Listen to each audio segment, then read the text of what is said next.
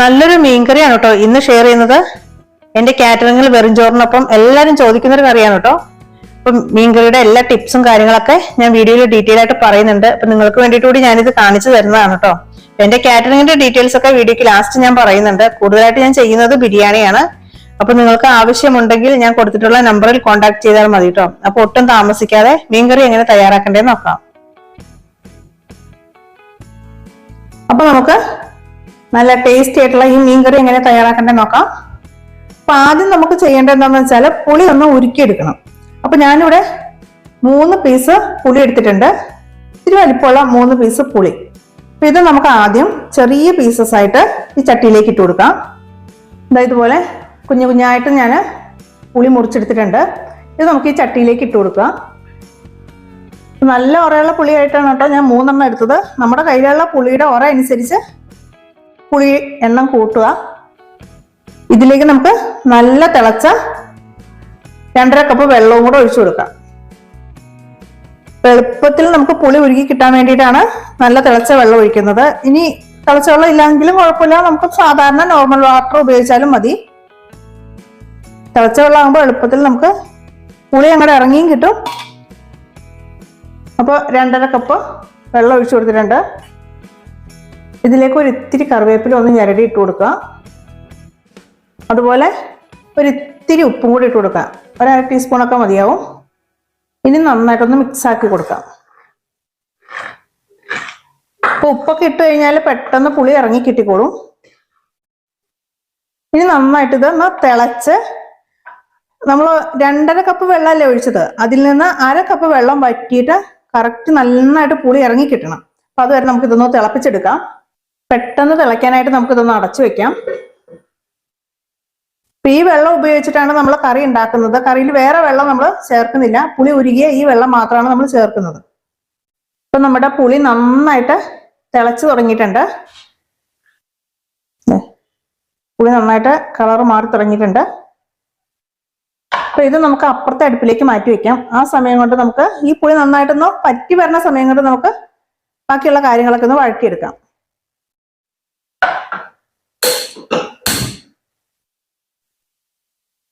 അപ്പൊ പുളി ഇവിടെ ഇരുന്ന് തിളക്കട്ടെ. ഹൈ ഫ്ലെയിമിൽ തന്നെ വെച്ചാൽ മതി. നമുക്ക് അടച്ച് തന്നെ വെക്കാം. നന്നായിട്ട് ഹൈ ഫ്ലെയിമിൽ ഇരുന്ന് തിളക്കട്ടെ. അപ്പൊ നമ്മുടെ ചട്ടി ഇവിടെ ചൂടാക്കാൻ വെച്ചിട്ടുണ്ട്. ഇപ്പൊ മീൻകറി ഉണ്ടാക്കാനായിട്ട് എപ്പോഴും നമ്മൾ ഒരു ചട്ടി തന്നെ എടുക്കുന്നതായിരിക്കും കേട്ടോ നല്ലത്. നമ്മൾ സാധാരണ വീട്ടില് പല ചട്ടികളിലൊക്കെ മീൻകറി ഉണ്ടാക്കുമ്പോൾ നമ്മൾ ഉദ്ദേശിച്ച ടേസ്റ്റ് കിട്ടാത്തതിന്റെ മെയിൻ കാരണം എന്ന് പറഞ്ഞാൽ നമ്മൾ പലതരം കറികൾ ആ ചട്ടിയിൽ ഉണ്ടാക്കുന്നത് കൊണ്ടാണ്. അപ്പൊ മെയിൻ ആയിട്ട് നമ്മൾ ഒരു ചട്ടി ഈ മീൻകറിക്ക് വേണ്ടിയായിട്ട് മാറ്റി വെക്കുക. അപ്പൊ ഞാൻ സ്ഥിരമായിട്ട് മീൻകറി ഉണ്ടാക്കുന്ന ചട്ടിയാണിത്. അപ്പൊ ഇതിലേക്ക് നമുക്ക് ചട്ടി നന്നായിട്ട് ചൂടായിട്ടുണ്ട്. 2 ടേബിൾ സ്പൂൺ വെളിച്ചെണ്ണ ഒഴിച്ചു കൊടുക്കാം. അത് മതിയാവും. വെളിച്ചെണ്ണ ഒഴിച്ചതിന് ശേഷം നമുക്ക് എല്ലാ ഭാഗത്തേക്കും ഇതുപോലെ ഒന്ന് ചുറ്റിച്ചു കൊടുത്തു കഴിഞ്ഞാൽ ചട്ടി പുകയുന്ന പ്രശ്നം ഒഴിവായി കിട്ടും. വെളിച്ചെണ്ണ നന്നായിട്ട് ചൂടായിട്ട് വേണം ഇതിലേക്ക് നമുക്ക് 1/2 ടീസ്പൂൺ ഉലുവ ഇട്ട് പൊട്ടിച്ചെടുക്കണം. ഉലുവ നന്നായിട്ട് പൊട്ടണമെങ്കിൽ വെളിച്ചെണ്ണ നന്നായിട്ട് ചൂടാവണം. ഉലുവ പൊട്ടിയില്ലെങ്കിൽ കറിക്ക് ടേസ്റ്റ് ഉണ്ടാവില്ല. അപ്പൊ നന്നായിട്ട് ചൂടായതിനു ശേഷം മാത്രം ഉലുവ ഇട്ട് കൊടുക്കുക. 1/2 ടീസ്പൂണ് ഉലുവ ഇട്ട് കൊടുക്കാം.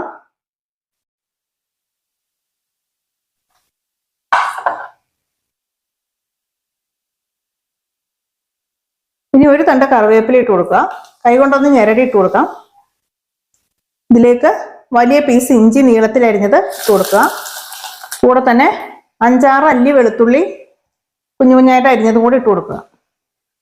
നന്നായിട്ട് വഴറ്റി കൊടുക്കാം. ഇഞ്ചിയും വെളുത്തുള്ളിയൊക്കെ നല്ലോണം ഒന്ന് മൊരിഞ്ഞോട്ടെ. മീഡിയം ഫ്ലെയിമിലിട്ടിട്ട് ഇഞ്ചിയും വെളുത്തുള്ളിയും മൂപ്പിച്ചെടുക്കണം.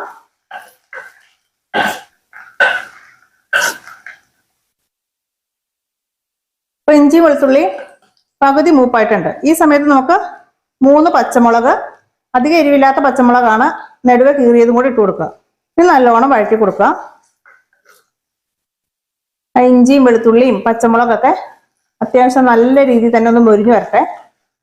ഈ ഇഞ്ചി വെളുത്തുള്ളിയൊക്കെ നന്നായിട്ട് മൊരിഞ്ഞാൽ മാത്രമാണ് നമ്മുടെ മീൻകറിക്ക് നല്ല ടേസ്റ്റ് ഉണ്ടാവുള്ളൂ. അപ്പൊ ഞാൻ കൂടുതലായിട്ട് കാറ്ററിംഗിന് ചെയ്യുന്ന മീൻകറിയാണ് ഇപ്പോൾ നിങ്ങളോട് പരിചയപ്പെടുത്തുന്നത്. കുറെ പേര് എന്നോട് റെസിപ്പി ചോദിച്ചു. ഒരുപാട് പേർക്ക് ഞാൻ റെസിപ്പീസ് ഒക്കെ പറഞ്ഞു കൊടുത്തു. പലരും പറഞ്ഞു ഇത് ഞാൻ ചെയ്തിട്ട് അത്ര ശരിയാവുന്നില്ല. അപ്പൊ ഞാൻ വിചാരിച്ചു എന്നാ ഒരു വീഡിയോ ആയിട്ട് ചെയ്യാമെന്ന്. അപ്പൊ എല്ലാവർക്കും അത് യൂസ്ഫുൾ ആവുമല്ലോ. നമ്മൾ വഴറ്റുന്നതും അതുപോലെ ഇതിൽ ചേർക്കുന്ന പൊടികളുടെ ഒക്കെ ആ മൂപ്പിന്റെ ആ പാകമാണ് നമ്മുടെ മീൻകറിക്ക് കറക്റ്റ് ആ ടേസ്റ്റ് കൊടുക്കുന്നത്. പച്ചമുളകൊക്കെ നന്നായിട്ട് മൊരിയണം. ഇത്തിരി കറിവേപ്പിലയും കൂടി ഇട്ട് കൊടുക്കാം കേട്ടോ.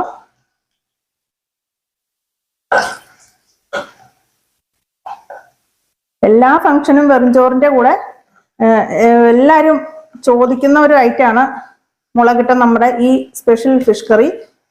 എല്ലാവർക്കും ഒരുപാട് ഇഷ്ടമായിട്ടുള്ള ഐറ്റമാണ്. അതെ, നന്നായിട്ട് മൊരിഞ്ഞിട്ടുണ്ട്. ഇനി ഇതിലേക്ക് 3/4 ടീസ്പൂൺ മഞ്ഞൾപ്പൊടി ഇട്ട് കൊടുക്കുക. നന്നായിട്ടൊന്ന് വഴറ്റി കൊടുക്കുക. മഞ്ഞൾപ്പൊടി എണ്ണയിൽ കിടന്ന് നന്നായിട്ടൊന്ന് മൊരിഞ്ഞു വരണം. ഇതിൽ ചെറിയ ഉള്ളിയോ അതുപോലെ തന്നെ തക്കാളി അങ്ങനെ ഒന്നും നമ്മൾ ചേർക്കുന്നില്ല. ഇഞ്ചി, വെളുത്തുള്ളി, പച്ചമുളക് ഇത്ര മാത്രമാണ് നമ്മൾ ഇതിലേക്ക് ചേർക്കുന്നത്. അത് ചേർക്കുന്ന ഐറ്റം നന്നായിട്ട് മൊരിയിച്ചെടുക്കണം. അപ്പൊ മഞ്ഞൾപ്പൊടി നന്നായിട്ട് മൂത്തിട്ടുണ്ട്. പച്ചമുളകൊക്കെ ആണെങ്കിലും നല്ല മൊരിഞ്ഞു വന്നിട്ടുണ്ട്. ഇനി ഇതിലേക്ക് 3 ടേബിൾ സ്പൂൺ കാശ്മീരി മുളക് പൊടിയും 3/4 ടേബിൾ സ്പൂൺ എരിവുള്ള മുളക് പൊടിയും, അതായത് ഞാൻ ഈ സ്പൂണിനാണ് പൊടികൾ അളന്നെടുക്കുന്നത്. അത് നമുക്ക് ഇതിലേക്ക് ഇട്ട് കൊടുക്കാം. അപ്പൊ പൊടി ചേർക്കുന്നതിന് മുമ്പ് തീ ഒന്ന് സിമ്മിലേക്ക് ആക്കുക. എന്നിട്ട് ഇതിലേക്ക് പൊടികൾ ഇട്ട് കൊടുക്കുക.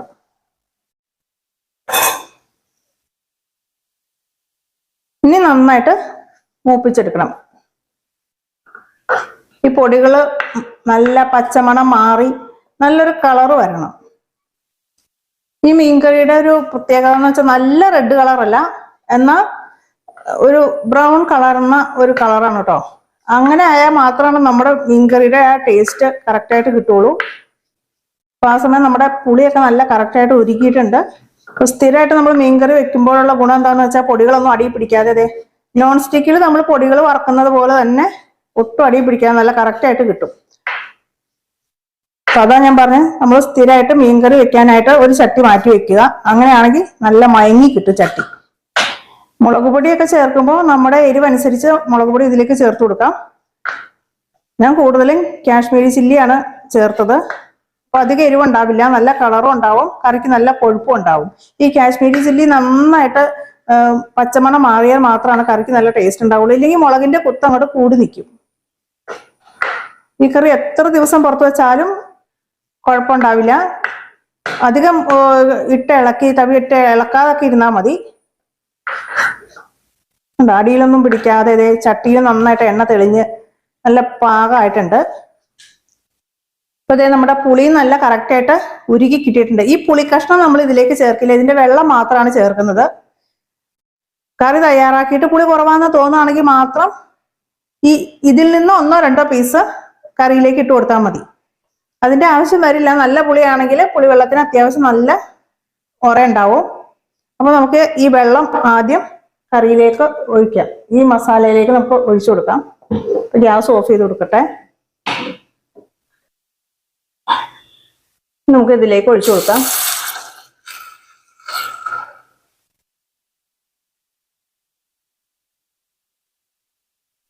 നന്നായിട്ട് മിക്സ് ആക്കി കൊടുക്കുക. മസാലയൊക്കെ നന്നായിട്ട് അങ്ങോട്ട് തിളച്ച് വരട്ടെ. നല്ലോണം തിളച്ചിട്ട് വേണം മീനിടാനായിട്ട്. ഞാൻ 1/2 കിലോ കേരയാണ് എടുത്തിരിക്കുന്നത്.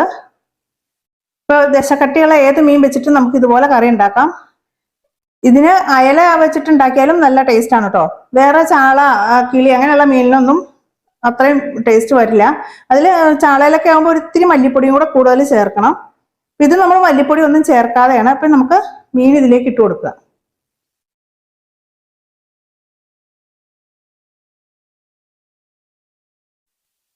നമുക്ക് പതിയെ ഒന്ന് ചുറ്റിച്ചു കൊടുക്കണം.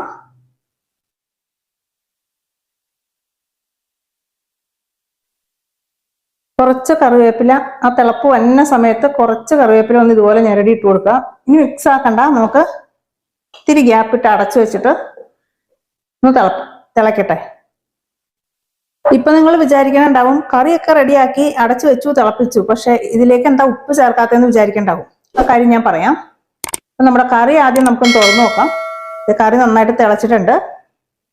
അപ്പൊ മീൻകറി നമ്മൾ തയ്യാറാക്കുന്ന സമയത്ത് മീൻ കഷ്ണങ്ങൾ ചേർത്ത് നന്നായിട്ട് തിളച്ചതിന് ശേഷം ഇതിലേക്ക് പാകത്തിനുള്ള ഉപ്പ് ചേർക്കുക. അങ്ങനെയാണെങ്കിൽ കറിക്ക് നല്ല ടേസ്റ്റ് ഉണ്ടാവും. സാധാരണ ഇങ്ങനെ ചെയ്യാറില്ല എന്നുണ്ടെങ്കിൽ ഒന്ന് ചെയ്തു നോക്കൂ കേട്ടോ.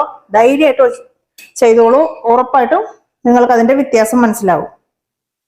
പാകത്തിനുള്ള ഉപ്പിട്ട് കൊടുക്കുക, ഒന്ന് ചുറ്റിച്ചു കൊടുക്കുക.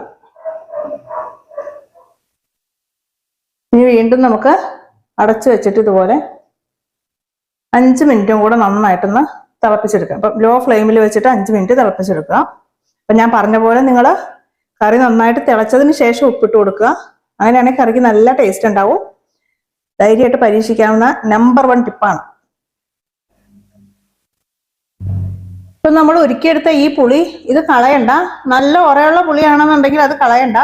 ഇതിന്റെ കൂടെ അടുത്ത പ്രാവശ്യം നമുക്ക് കറി വെക്കുന്ന സമയത്ത് ഒരു പീസ് പുളിയും കൂടെ ചേർത്ത് ഞാൻ പറഞ്ഞ പോലെ തിളപ്പിച്ചെടുത്താൽ മതി. അപ്പൊ ഇത് വേസ്റ്റ് ആക്കി കളയണ്ട. ഇതിലേക്ക് നന്നായിട്ട് കുറച്ച് തിളച്ച വെള്ളം ഒഴിച്ച് തണുപ്പ് മാറിയതിന് ശേഷം നല്ല ഗ്ലാസിന്റെ ബോട്ടിലിൽ ഫ്രിഡ്ജിൽ സൂക്ഷിച്ചാൽ മതി. അടുത്ത പ്രാവശ്യം കറി വെക്കുമ്പോൾ ആ വെള്ളത്തിന്റെ കൂടെ തന്നെ ഒരു പീസ് പുളിയും കൂടി ഇട്ടിട്ട് പാകത്തിന് വെള്ളം ഒഴിച്ച് തിളപ്പിച്ചതിന് ശേഷം നമുക്ക് കറിയിലേക്ക് ചേർക്കാം. അപ്പൊ വെറുതെ ഇത് വേസ്റ്റ് ആക്കി കളയണ്ട. അപ്പൊ ഇത് നല്ല പുളി ആയതുകൊണ്ടാണ്. ഇതിനകത്ത് ഇനിയും ഉറയുണ്ട്. അപ്പൊ നമുക്ക് കറിക്ക് പാകത്തിനുള്ള പുളിയുണ്ട്. അപ്പൊ വേറെ പീസ് പുളികളൊന്നും ഞാൻ ഇതിലേക്ക് ചേർക്കുന്നില്ല. പുളിയുടെ പീസൊന്നും ഞാൻ ഇതിലേക്ക് ചേർക്കുന്നില്ല. എനിക്ക് കറക്റ്റ് പാകത്തിനാണ്. ഞാൻ എപ്പോഴും തയ്യാറാക്കുന്ന രീതിയിലായതുകൊണ്ട് എനിക്കറിയാം ഈ പുളിയുടെ ഉറ. അപ്പൊ നിങ്ങളുടെ കയ്യിലുള്ള പുളിയുടെ ഉറ നോക്കിയിട്ട് വേണമെന്നുണ്ടെങ്കിൽ മാത്രം പുളിയുടെ പീസ് ഇട്ട് കൊടുത്താൽ മതി. ഇപ്പൊ നമ്മുടെ കറി എന്തായി? നല്ല എണ്ണയൊക്കെ തെളിഞ്ഞ് നന്നായിട്ട് തിളയ്ക്കുന്നുണ്ട് കറി. ഇപ്പൊ ഇതിന്റെ ഉപ്പും പുളിയൊക്കെ നോക്കുക. ഞാൻ പറഞ്ഞ പോലെ കുറവുണ്ടെന്നുണ്ടെങ്കിൽ നമുക്ക് വേണമെങ്കിൽ ചേർത്ത് കൊടുക്കാം. പുളി എനിക്ക് കുറവുണ്ടാവാൻ ചാൻസ് ഇല്ല, കാരണം ഞാൻ സ്ഥിരമായിട്ട് എടുക്കുന്ന പുളിയാണ്. നല്ല ഉറയുള്ള പുളിയാണ്. അതേ കണ്ടില്ലേ? കുറച്ച് സമയം ഇത് തുറന്ന് വെച്ച് നമുക്ക് തിളപ്പിക്കണം. ഇനി ഇപ്പൊ എണ്ണയൊക്കെ തെളിഞ്ഞിട്ടുണ്ട്. ബായ്, നല്ല സൂപ്പർ കറിയാണ്. കുറച്ചുകൂടെ ഒന്ന് കുറുകി വരട്ടെ കേട്ടോ. കറി ഇരിക്കുമ്പോഴും കുറുകും. അപ്പോൾ ഒരുപാട് അങ്ങോട്ട് കുറുക്കാൻ നിൽക്കണ്ട. എന്നാ തീരെ വെള്ളത്തിലും അല്ലാത്ത രീതിയിൽ വേണം നമുക്ക് ഗ്യാസിൽ നിന്ന് ഓഫ് ചെയ്യാനായിട്ട്. നല്ല പുളിയും ഉപ്പും ഒക്കെ നല്ല പെർഫെക്റ്റ് ആണ്.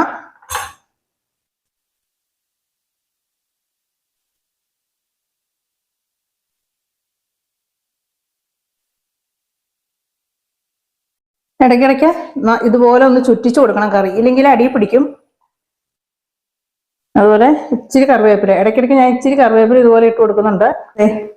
മീൻകറി നല്ല പാകമായിട്ടുണ്ട്. കഷ്ണങ്ങളൊക്കെ നല്ല കറക്റ്റായിട്ട് വെന്ത് നല്ല കുറുകിയ ഗ്രേവിയാണ്. ഇത് കണ്ടോ? നല്ല കുറുകിയ ഗ്രേവിയാണ്. ഇത് തണുക്കുമ്പോൾ ഒന്നുകൂടെ കുറുകും. കഷ്ണങ്ങളിലൊക്കെ നന്നായിട്ട് പിടിച്ച് ഉപ്പും പുളിയൊക്കെ നന്നായിട്ട് കഷ്ണങ്ങളിൽ പിടിച്ചിട്ടുണ്ട്. നല്ല അടിപൊളി കറിയാണ്. കുറുകിപ്പോവും. ഒരു ഇത്തിരി ഗ്രേവിയോട് കൂടിയാണ് നമുക്ക് ഈ കറി വേണ്ടത്. എന്നാൽ ഒരുപാട് വെള്ളത്തിലും അല്ല. അതും പ്രത്യേകം ശ്രദ്ധിക്കണം. അപ്പൊ നമുക്ക് ഗ്യാസ് ഒന്ന് ഓഫ് ചെയ്ത് കൊടുക്കാം. അപ്പൊ ഗ്യാസ് ഓഫ് ചെയ്തതിന് ശേഷം ഇതിലേക്ക് ഒരു സ്പെഷ്യൽ ഇൻഗ്രീഡിയൻസ് നമ്മൾ ചേർത്ത് കൊടുക്കും. ഒരുപാടൊന്നും ചേർക്കില്ല.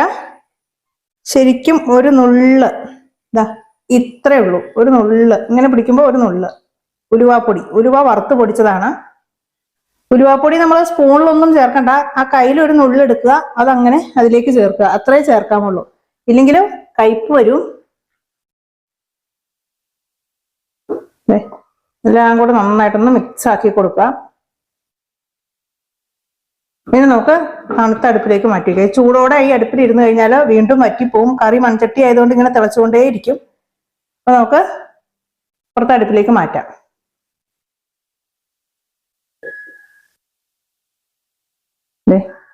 എണ്ണയൊക്കെ തെളിഞ്ഞ് നല്ല അടിപ്പം കറിയാണ് കേട്ടോ. അപ്പൊ ഇതേ രീതിക്ക് തന്നെയാണ് ഞാൻ കാറ്ററിങ്ങിലും ചെയ്യുന്നത്. നമ്മൾ തണുത്ത അടുപ്പിലേക്ക് മാറ്റി വെച്ചിട്ടുണ്ട്. എന്നിട്ട് നമ്മുടെ കറി നന്നായിട്ട് തിളയ്ക്കുന്നുണ്ട്. മൺചട്ടി ആയതുകൊണ്ട് തന്നെ ചൂട് നന്നായിട്ട് നിൽക്കും.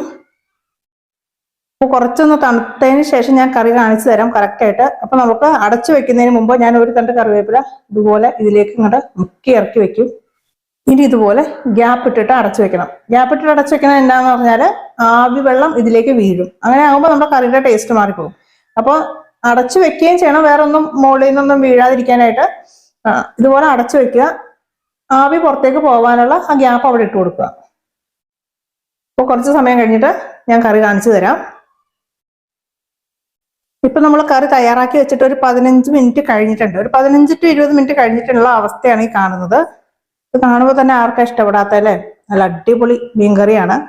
അപ്പൊ ഇതിന്റെ കറക്റ്റ് പാകം ഞാൻ കാണിച്ചു തരാം. ഇപ്പൊ നമ്മള് ചിരട്ടത്തവിയൊക്കെ ഇട്ട് നോക്കുമ്പോൾ നമുക്ക് അത്രയും അറിയാൻ പറ്റില്ല. നോക്കി ഉണ്ടോ, ഇതാണ് നമ്മുടെ മീൻകറിയുടെ പാകം. അപ്പൊ ഞാൻ തലേ ദിവസം ഉണ്ടാക്കി വെക്കും. പിറ്റേന്ന് ഫുഡ് കൊടുക്കുന്ന സമയത്ത് ഒന്നുകൂടെ നല്ല കുറുകി നല്ല കറക്റ്റ് ആവും. കണ്ടോ, ഒട്ടും വെള്ളമല്ല.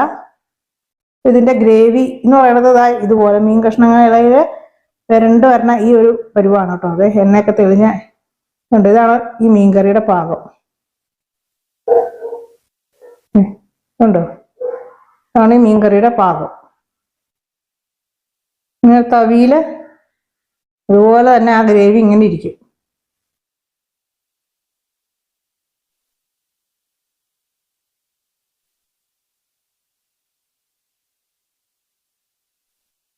അപ്പൊ ഞാൻ പറഞ്ഞു തന്ന ടിപ്സ് ഒക്കെ നിങ്ങൾക്ക് ഉപകാരമായിട്ടുണ്ടാവും എന്ന് വിചാരിക്കുന്നു.